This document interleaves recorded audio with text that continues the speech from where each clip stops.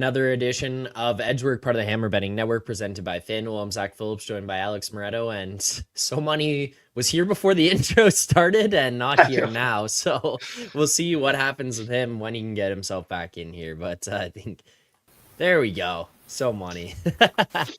Told you guys he was coming here today. But we'll get into today's games. I'll recap what happened yesterday. 9 best bets. We went 5-4. Couple tough losses there for us on yesterday's games. But still, regardless, a positive day for the show. So hope to continue that here today. We'll get into our anytime goal scorers, maybe the no goal scorer, however, maybe some SGP instead, however we want to break this out, because I think there's only 2 games here today, so it's going to be a little difficult for us to rack together a bunch of players. But regardless, we'll figure something out to close the show out. Before we can get into any of that, you guys know it. The NHL is back, and FanDuel is bringing more action than ever because everyone knows hockey just hits different. Load up power play with the hottest same-game parlays found on the Parlay Hub. Lace them up and follow your bets with player prop tracking, or bet on the fly with the Pulse. The hunt for the cup starts here. Get more from the NHL. FanDuel, North America's #1 sportsbook. Right now, new customers kick off the season with $150 in bonus bets if your bet wins. Just place any $5 bet. You'll get $150 in bonus bets if your bet wins. Please play responsibly. You must be 18 plus, physically located in Ontario. Gambling problem? Call 1-866-531-2600. That's 1-866-531-2600, or visit connectsontario.ca. All right. Goal scorers parlay was close last night. Yeah, I was tracking along with that. Honestly, I don't even know how it finished, but I was looking at the beginning, saw the message from Moretto, Buchnevich scored, the Rangers stink, yada, yada, yada. So that was at least good there. We had a somewhat of a sweat, which is at least kind of nice. 2 for 4, Kevin says. But yeah, I mean, Moretto, how are you feeling about tonight? Your Habs are one of the only 2 games.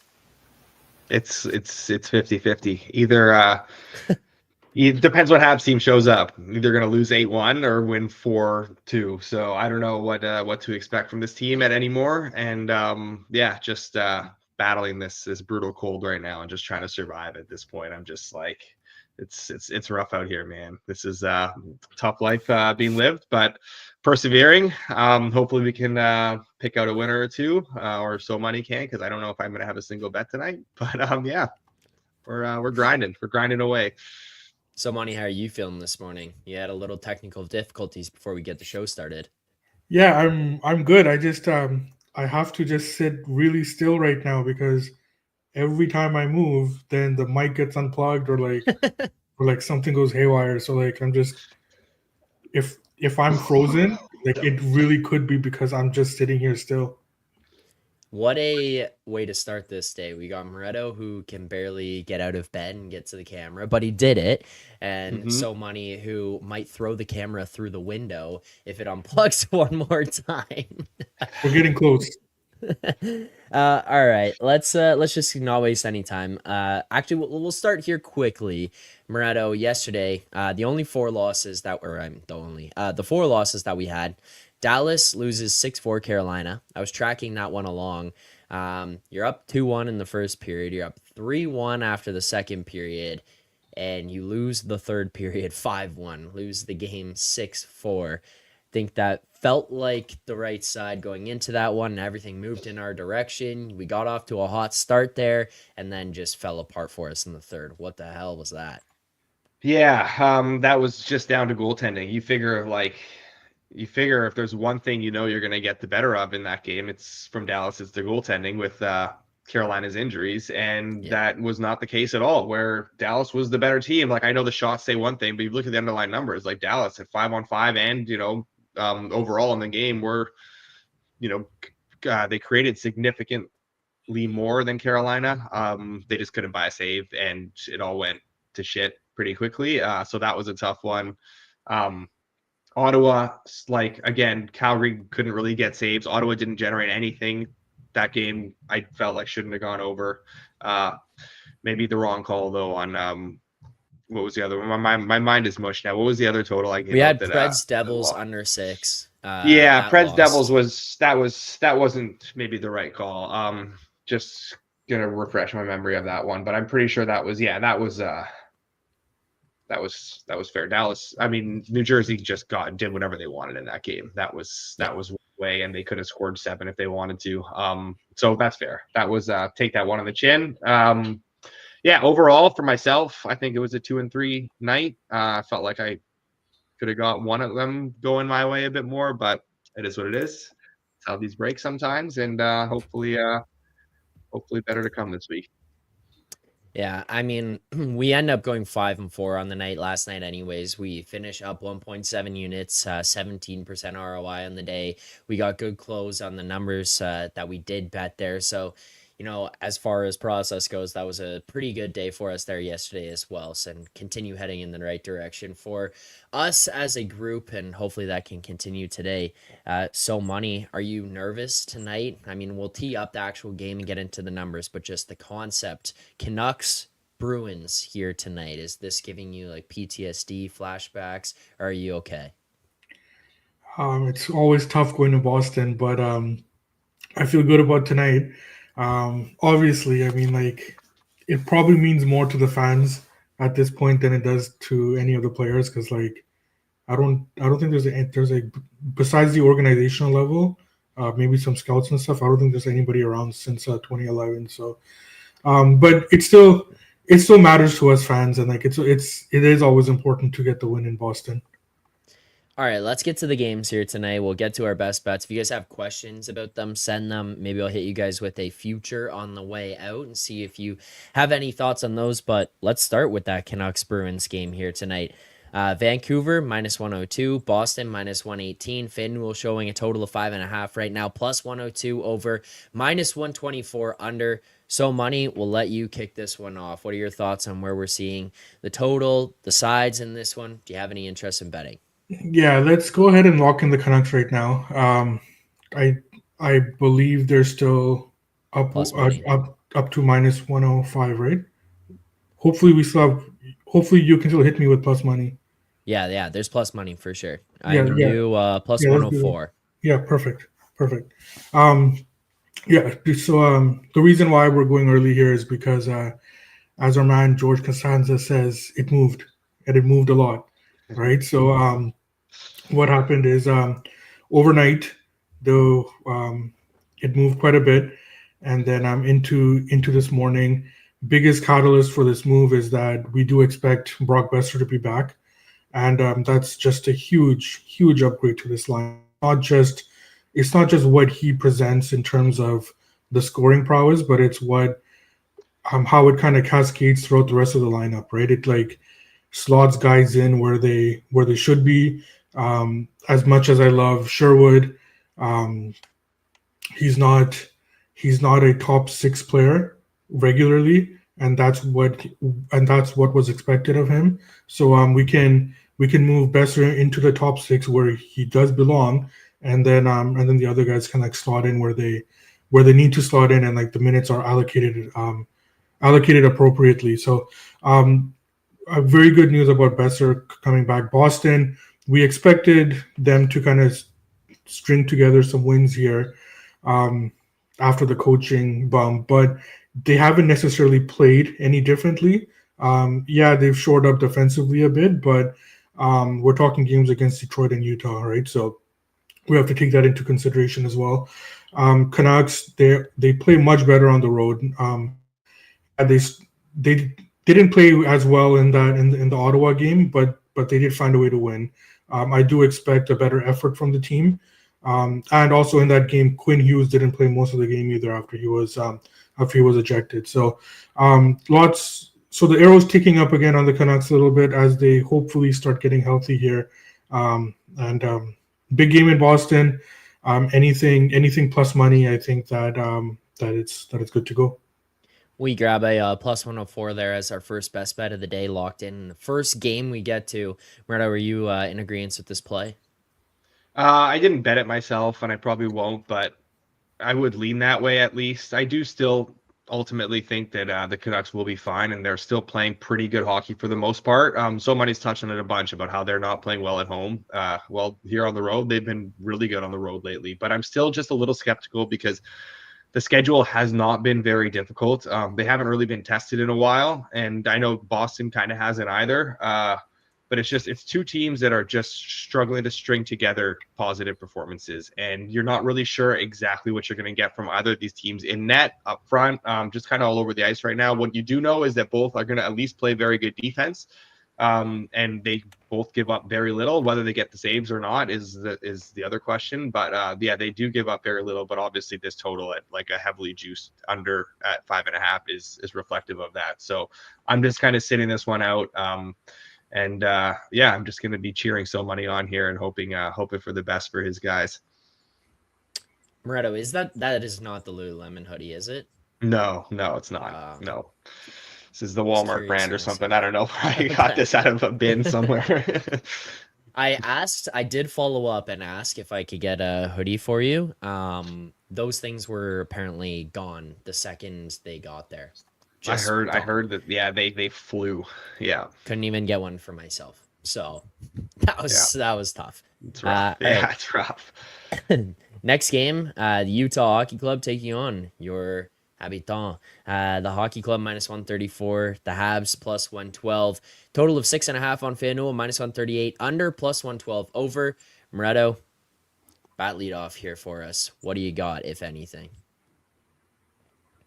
Habitant, you said that really well. That was impressive. Well Mike, am I back? You got me?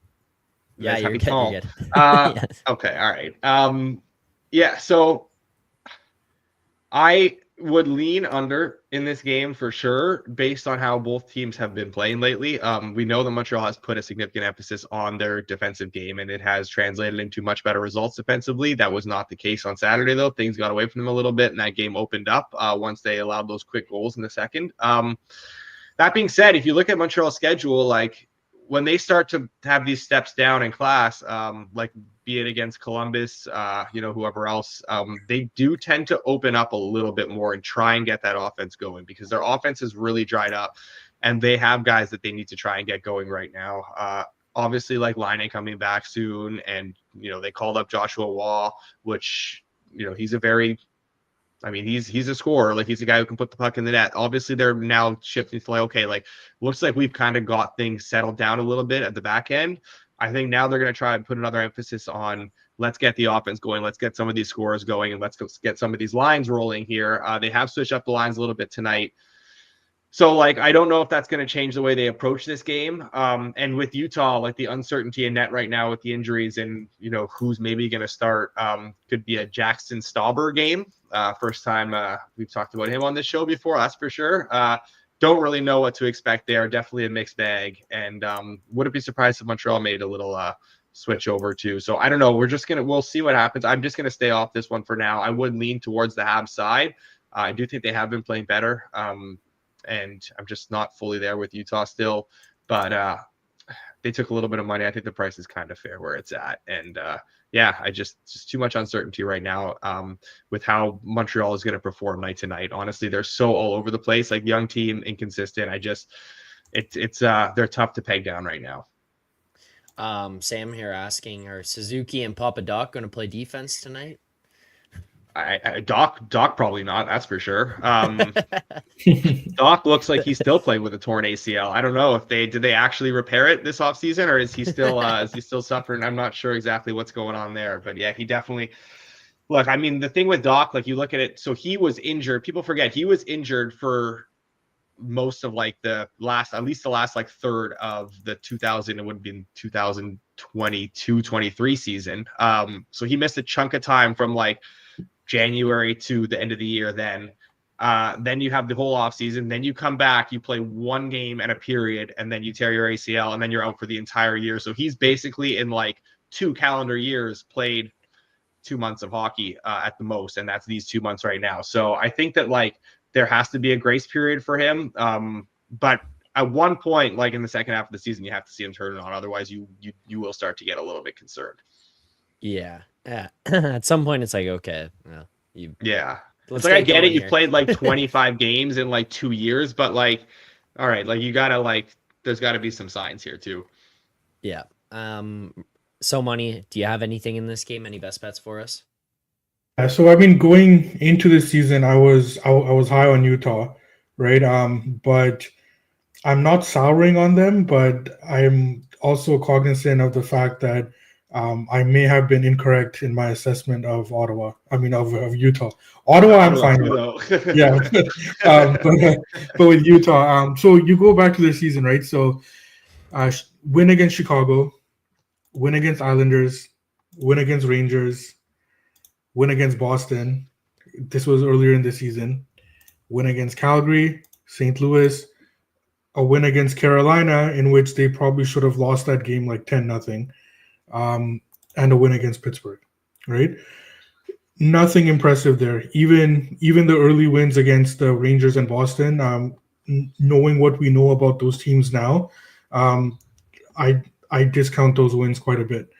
Yeah, the Rangers are frauds. You can say it. Yeah, right. So now we're facing Montreal. Now it's not as if Montreal is a good team.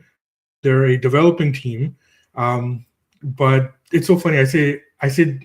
Developing. When I was coaching kids soccer, we had the A team and the B team, but we were never allowed to call them that.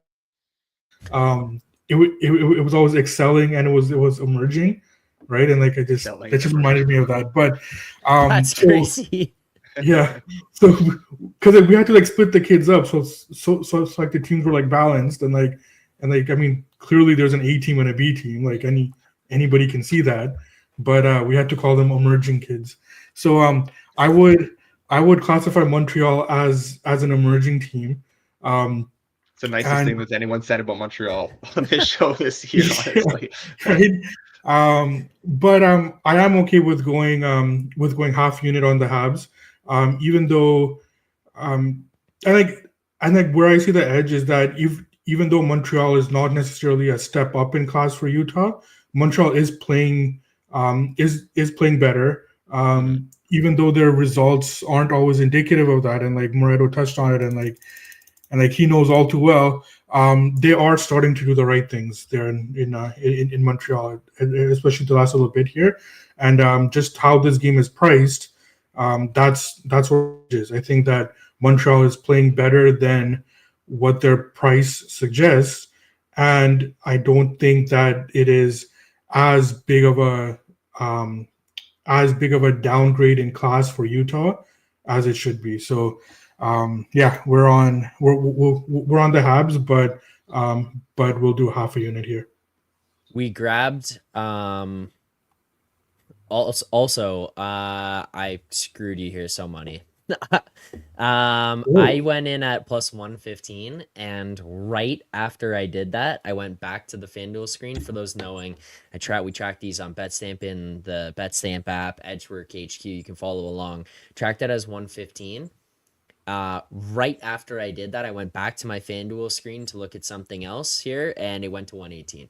So for those following along, you can get a better price than what we just tracked at Back to 114 FanDuel. now, though. Oh, okay. Well, yeah, to It'll get in come there back. quick. But yeah. Yeah, so there you go. Half unit plus 115 Habs money line there tonight. We'll grab that one. I have some questions for you guys about future stuff before we get into that quickly here. Matt in the chat says, this has become my favorite show, not just on YouTube, all of the internet/TV. Awesome team, in brackets, even Albert. And always a great show. Thanks, guys. Thank you. Thank you, We Matt. appreciate that, I Matt. appreciate that. Make sure to hit that like button for those of you who are watching and haven't already. Subscribe here to the channel. If you do enjoy the content, you like what we're doing here, please hit that like button, subscribe. I have a question for you guys about some of the futures markets. This actually does come from a question from another Matt who DM'd me on Twitter asking a couple of things. We brought up a couple of the questions that he had mentioned before. The first one I want to ask you guys about is the Hart Trophy. Unfortunately for Matt, I missed the number he sent it at. Obviously, you can shop around and maybe find some numbers closer too, but he was asking about McDavid Hart, and when he was looking, it was at plus 450. Obviously, now here on FanDuel, down to plus 290. The last time we had dug into the Jack Adams Futures Award, Moretto ended up finding a Bednar 100 to 1. Now we kind of scrolled down the list and threw some pizza money on just to kind of have that ticket in pocket there, given some of the circumstances that he laid out. Obviously, these are some narrative driven awards. The Hart does not have to be the guy who gets the most points or the most goals or whatever it may be. Is there anyone to you guys, and so Money, we can start with you, that you're looking at on this list, even maybe further down, and have said, hey, you know what? That's a guy we should maybe start considering or start looking for to be betting on for the Hart Trophy this season? Yeah, so let's kind of start from the top, right? And we can kind of eliminate guys that aren't tough, right? So Connor McDavid, even if the Oilers come back, which I mean I'm still expecting them to do, then the narrative is already set for them to come back. So I think that so that hurts McDavid's votes because he's basically doing what was expected and what's expected of the team. Nathan McKinnon, he should be the clear favorite, especially when Colorado does in fact turn it around after they get any semblance of goaltending. But of course that number is too short. We're not going to be betting a plus 175 or whatever. What is he right now? Is that the Hart Trophy plus 400? This is the Hart Trophy at McKinnon. McKinnon plus 400, Kucherov 550 there, Eichel 15-1, Kaprizov 290, McDavid 290. Yeah, so I mean, McKinnon at plus 400 kind of piques my interest here a bit. Actually, I was looking at the Art Ross for some reason, but yeah, McKinnon. That's why I had a McKinnon at plus 175. But yeah, the McKinnon at plus 400 intrigues me. The other one, and shout out to my friend Ron, Nico Hischier. He's if you really want to go down the list, what is Hischier at? I don't know this right now, so Money. I'm really going down the list. Unless I went way past it. Oh, there it is. He's at 200-1. 200-1. Yeah. So something like this, right? You're not expecting to win, right? But you look at you look at the team itself. Obviously, the Devils I'm very high on, right? I think that those are President's Trophy tickets are very live. I think that this team is going to continue to play well. And not only play well, they're really starting to come into their own right now. So then you look at a team like that, which is going to carry a strong narrative with them, especially after missing the playoffs last year and the rebound and all that stuff. So they're gonna carry that weight with them, right? So then, who on that roster now would give the best chances to be to be the MVP, right? The guys on top of him, Hughes and those guys, they're already priced in, right? So a guy like Hischier, I think, is flying under the radar at 200-1. If you want to put something small on him, I will be doing it. I think 201 makes a ton of sense at this point in the season. So him and McKinnon stand out to me. And you say Natchez, right? But like he's already at what is that, like 10-1 now, I would think. 25-1 here on FanDuel right now. All right, so that would be another option as well, right? So I'd like a long shot would be like a long shot would be Hischier. I like Natchez. And then I think that McKinnon has some value as well. We can add these to your show futures sheet here, so Money, and track these as well if you want. Let's add. I do want Natchez and I do want Hischier, but in terms of staking, are we able to do quarter? Yep. Yes, okay, so let's do quarters on those two, and we'll do half on a McKinnon. All right, there you go. So we're gonna add 3: Natchez, Hischier, McKinnon. Is there anyone else that you're looking at right now, Moretto? Well, Zach, how do you feel about Mitch Marner? Because he is playing really well right now, and this is a regular season award, as we know, which is right up his alley. He is playing for a new contract this regular season, which is also right up his alley. This is when, money's on the table. That's when I think that's what gets him going. He's been fantastic, and I think there's there's something to be said about what Matthews is dealing with right now. And Matthews, even when he was in there, he wasn't looking great. I don't know if this is something that lingers or whatever, or that, hinders his performance going forward the rest of the year. And he is in the lineup, whatever it may be.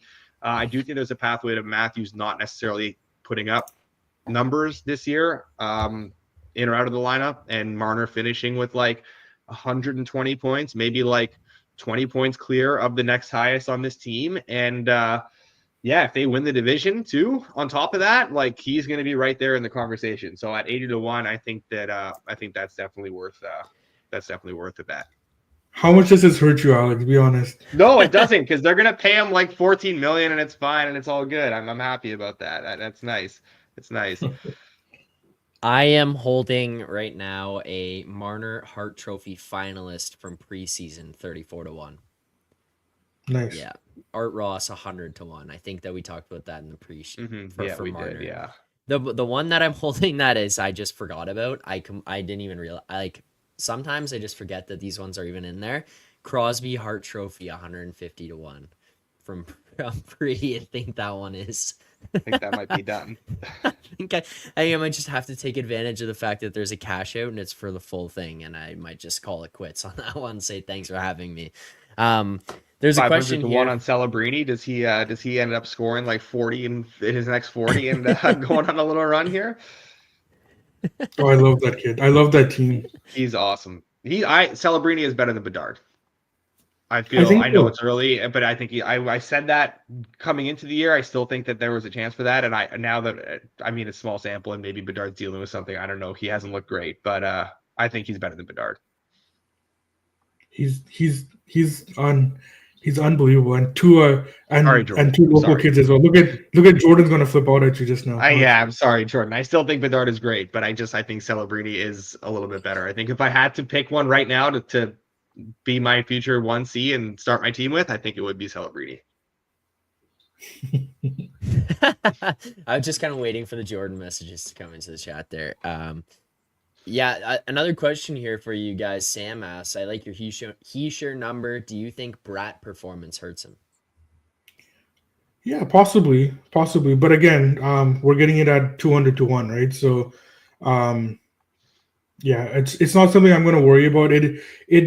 It is possible, but he sure carry if it continues the way that it does, he sure carries a lot more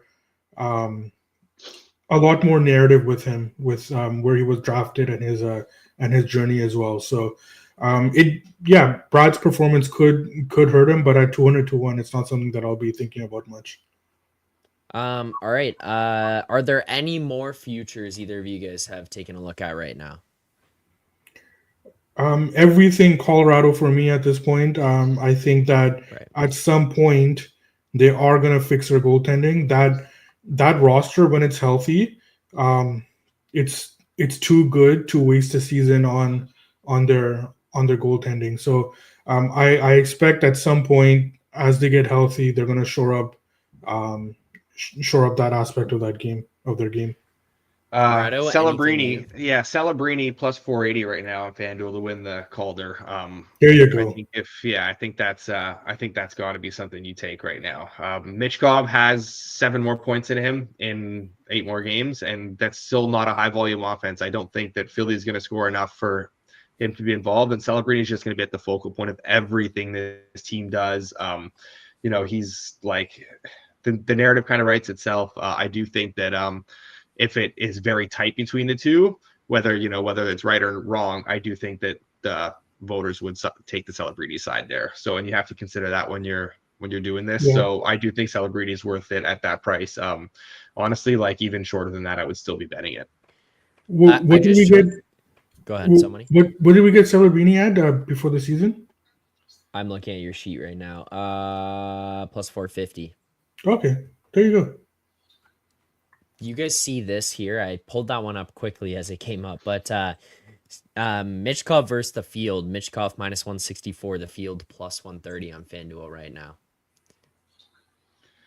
Yeah, I mean, how many guys? Look, there's a lot of season left, so I guess a lot of guys could still throw their names in the hat, but it does feel like in what was a pretty wide open field, it does feel like it's kind of come down already to like maybe only like a handful of guys that have a realistic shot, barring something sort of unforeseen or someone really taking off over the, the next like 2/3 of the season. All right, I guess that'll do it for those. Are there any props? So money, I'll put you on the spot here that you've looked at for today. We can't do a parlay, like that would just get it out of hand here. Are there any props you've looked at for today, or anything sticking out that you like? Yeah, so one thing that does stand out, there is narrative with it, but there's a bit of logic as well, and that's Louis' kid, Jake DeBrusk, to score a goal. I bet that There's it's Louis' not. brought up in the kid. chat. Yeah, it's Oh, there you go. Right. It's not just yeah. There's the narrative of going back to Boston and all that, but the thing is that he's a streaky scorer, and he has been like that throughout his whole career. He started the season in a tough way, but he has picked it up, and he is starting to play a lot better. He's starting to score. So there's logic behind that narrative, and with Besser back, it's going to allow him to kind of slot into the minutes that he needs as well. And like theoretically, it takes attention away from that line, because now the Canucks have two guys on two lines that you need to respect. So yeah, I think that Jake DeBrusk scoring is what I like here. Well, let's put it in. We'll go half unit plus 350. Best price in market is at FanDuel there. I don't know so many if you want to add your name to that, but I will put my name on it if not. No, Anyways, we'll add my name on it. have that. There you go. Plus 350, Jake DeBrusk. Moretto, any other names sticking out to you? Any other props? St. Louis is really outdoing himself here, but he's put Caulfield and Suzuki back together, but for some reason he has decided to put Newhook with them, and he's put Doc with Slafkovsky to try and get each other going, I guess. But Newhook, I mean, playing on that top line, you can get plus 390 at FanDuel. Probably worth a look. And also I would think Caulfield being back with Suzuki here, they have so much chemistry. Like he's probably worth a look here as well tonight. 2-1. I didn't actually bet either. The lines and pairings literally just came out right now. I've been monitoring to see what they are, and they literally just came out, so I haven't really had time to process it or anything, but just two that jump out off the bat. Last thing, futures related here before we leave, because I saw this one just get sent in. Sam says, Art Ross, ... McKinnon points have dropped off since Druin and Lehkonen and Nichushkin came back. Netchess 16-1, ... Makar 120-1. Either of those kind of, they're both available on FanDuel here right now. What are your thoughts on either of those? I mean, Makar feels somewhat like he'll be like up there, but I mean, I don't think he actually can get it done and actually win it. But at that price, you're not. It's priced as such that it's unlikely. So I don't hate that. Just kind of pulling up the leaderboard here. Let me look at the odds here. Is that the top? That's not the top of the board. What's the top of the board? No, this is not the top of the board. I scrolled down to where Netchess and Makar are both on here. Top of the board is McKinnon plus 180, McDavid there 230, Kucherov 290 in third, and then it's like Kaprizov, Netchess next. Kaprizov 360, Netchess 16-1 next. I would like Kucherov if a Jonas Johansson was starting every game. Yeah, seriously. Yeah. I haven't even looked at this market really at all. So, but I mean, the way Netchess is scoring, the way that team generates offense, and he's becoming a focal point of that, like, definitely don't hate that. Yeah, fair enough. All right. I think that'll do it for us here. We had DeBrusk anytime goal at the very end. I sent the link to the tracking sheet in the chat there if anybody wants to take a look. What we have for futures, who has what, also the head-to-heads. Just a quick update there on Moretto versus Albert. Albert gets you yesterday, Albert. Mm-hmm. Albert gets you yesterday, Moretto. 6.5 total in Washington, Florida. You had over. Albert had under. That one finishes with 5. So now you are only up 2-1. He finally got the first one on you. Happy for him. I had to give him a Thanksgiving win, you know? Let him get one on the board. Yeah. Let him get one Yeah. on the board.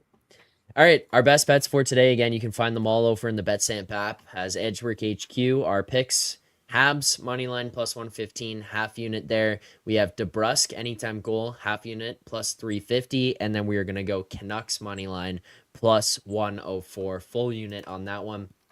Make sure to follow us on Twitter at Edgework HQ for any updates regarding the show, who's coming on what days. We also will have on all podcast platforms. Every single episode goes up on there, and then we will be back tomorrow, 10:30 a.m. Eastern Time. More picks and 15 games previews. tomorrow. 15 games tomorrow. Yeah, we'll hammer those ones out, get all through them, and then have probably like 4 different anytime goal scorer parlays, multiple no's, multiple yeses, but why not? Tomorrow feels like a good day to win something big. Make sure to tune in, turn on notifications so you don't miss anything, and we appreciate you all for watching here today. Enjoy the games tonight. Good luck on your bets.